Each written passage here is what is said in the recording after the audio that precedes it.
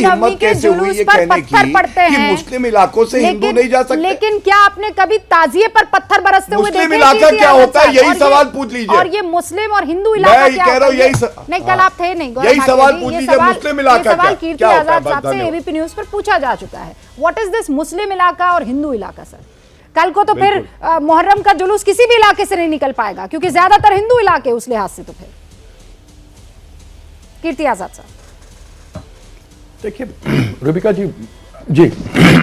जी मेरे ख्याल से हमें बाल की खाल नहीं उतारनी चाहिए। इन्होंने 2-3 प्रश्न मुझसे पूछे थे, मैं उसका इनको जवाब दे रहा हूं, उसके बाद मैं आपका इसके ऊपर उत्तर दूंगा, क्योंकि इन्होंने अच्छा लंबा खासा किया था। मैं जानना चाहता हूं 19 साल का ये सुमित शॉ, जिसके हाथ में इन्होंने बंदूक दी थी, पैसा दिया था, खिलाया और पिलाया था, उसको रोजगार क्यों नहीं दिया?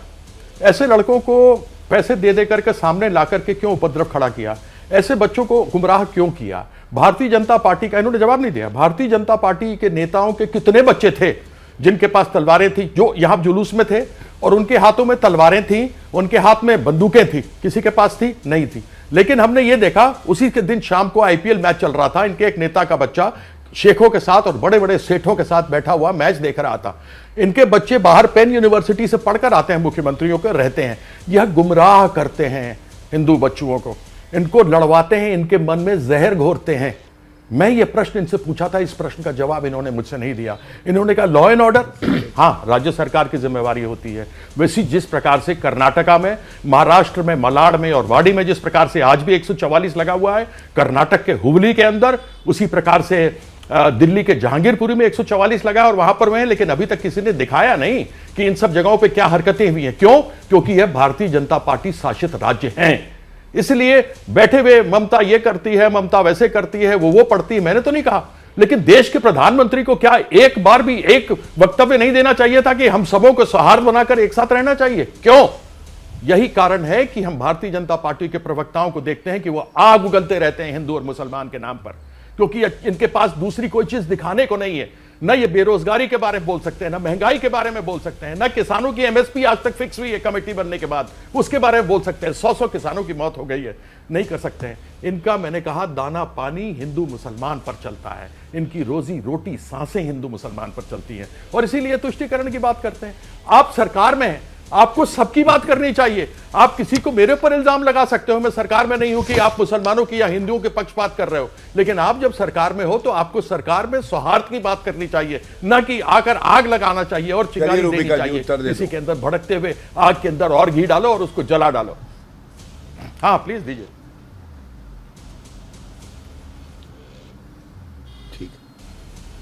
देखिए, मैं समझता हूं कीर्ति जी बहुत ही एक परिपक्व प्रवक्ता हैं, पर पता नहीं आज क्यों सेल्फ गोल किए जा रहे हैं। वो बता रहे हैं जुलूस में कुछ लोग थे जिनके हाथ में तलवार थी, और यहाँ फैसला आप नहीं सुनवा सकते कि कौन दोषी है कौन नहीं, ये तो न्यायालय तय करेगा। लेकिन एक प्रथम दृष्टया सवाल ज़रूर मन में आया, ये बताइए, तलवारें अगर किसी के हाथ में थी तो जुलूस निकालने की अनुमति कौन देता है?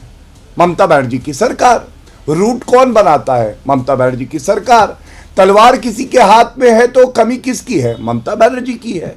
तो इसलिए अपनी विफलता को टीवी पे इस तरह से अगर आप बताएंगे तो मुझे तो डर है कि कहीं ऐसा ना हो ममता बनर्जी देख रही हो और रूबिका जी का शो देखती हैं और आप पे गाज गिर जाए। दूसरी बात, मैंने एक उदाहरण दिया, मैंने बताया और प्रमाण के साथ बताया कि मुसलमानों को तो मैं दूध देने वाली गाय मानती हूँ।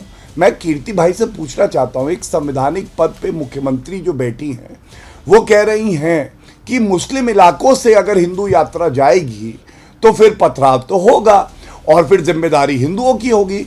रूबिका जी, अब हम लोग जब निकला करेंगे ना तो पहले पूछ लेंगे, भैया ये क्या मुस्लिम इलाका है? अच्छा, गाड़ी घुमाओ भाई, हमें दूसरे इलाके से लेके जाना पड़ेगा।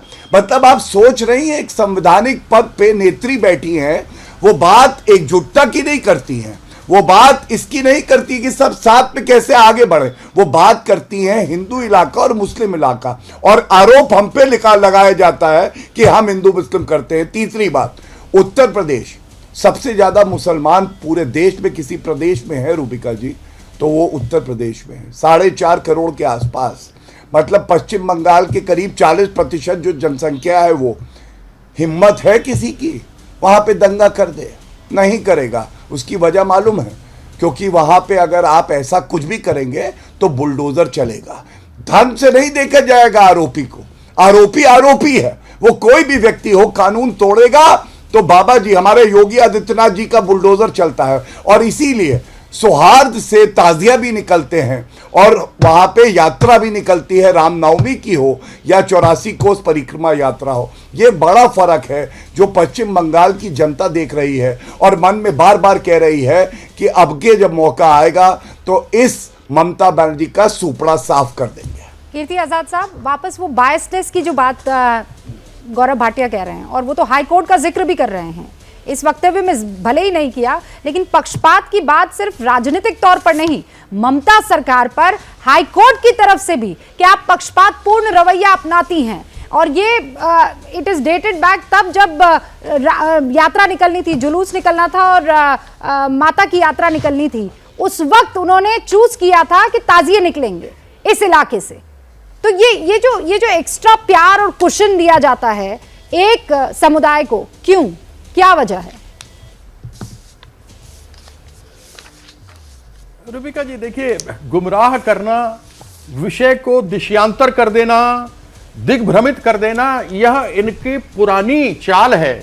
मैंने ये सारी चीजें पूछी कि इन बच्चों को क्यों आप कर रहे हो, बर्बाद क्यों कर रहे हो। ओम प्रकाश सिंह इनका अपना नेता, इनके दिलीप घोष अपने उपाध्यक्ष, इनके सुकांता मजुमदार प्रदेश अध्यक्ष, यह लोग इन बच्चों को सामने ला कर, खिला पिला कर, तमंचे हाथ में पड़ाकर आगे बढ़ा रहे हैं, इसका जवाब नहीं देंगे। और ये कहां चले गए? दुर्गा पूजा। अरे दुर्गा पूजा में कुछ नहीं हुआ था, दुर्गा पूजा भी हुई थी, सभी दुर्गा मंडपों को पैसे भी मिले थे और उसके बाद इनको मुंह की खानी पड़ी थी और बड़ी बुरी तरीके से ये हार गए थे वहां पे विधानसभा चुनाव। तो ये मुझे ना बताएं कि क्या है क्या नहीं है। दूसरी बात इन्होंने कही कि इनको पता कैसे नहीं था, डंडे फर से लेके कैसे आ गए। रूबिका जी, या तो मेरे छोटे भाई गौरव को भी मालूम होगा कि जब कभी भी हम लोग जुलूस निकालते हैं, कोई भी जुलूस, राजनीतिक जुलूस हो, कोई दूसरा जुलूस हो, प्रदर्शन हो, कुछ हो, तो उसमें पुलिस और प्रशासन आपसे पूछती है कि कितने लोग होंगे, उसका विषय क्या है। तो आप बताते हैं 500 लोग होंगे, 1000 होंगे, 1500 होंगे, और पता लगे 1500 की जगह 5000 लोग आ जाते हैं। व्यवस्था वहां 1000-1500 लोगों की होती है और 5000 लोग आ जाते हैं। दूसरी बात, रूट की बात की गई। रूट इस तरीके से तय किया जाता है कि बड़े चौड़े सड़कों के ऊपर से निकले, जिससे कम से कम लोगों को तकलीफ ना हो, आराम से लोग वहां से निकल सके।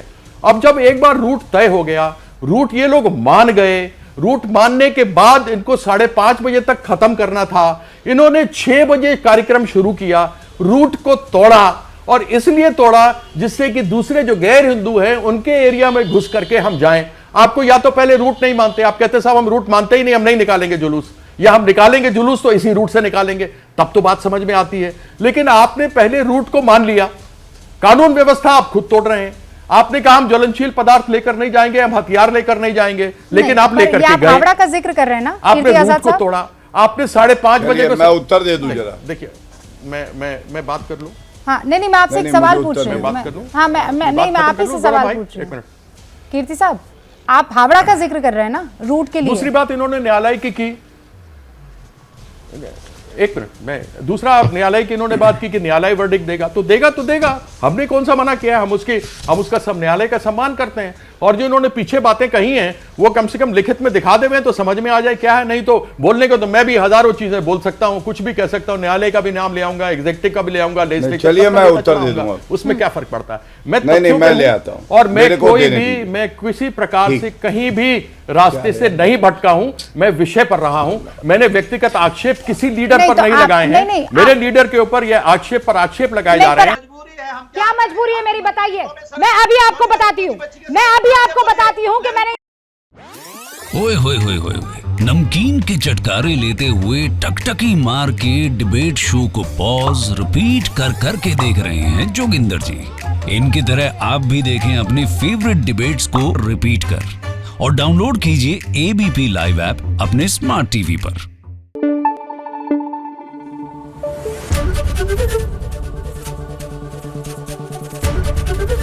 एबीपी न्यूज आपको रखे आगे।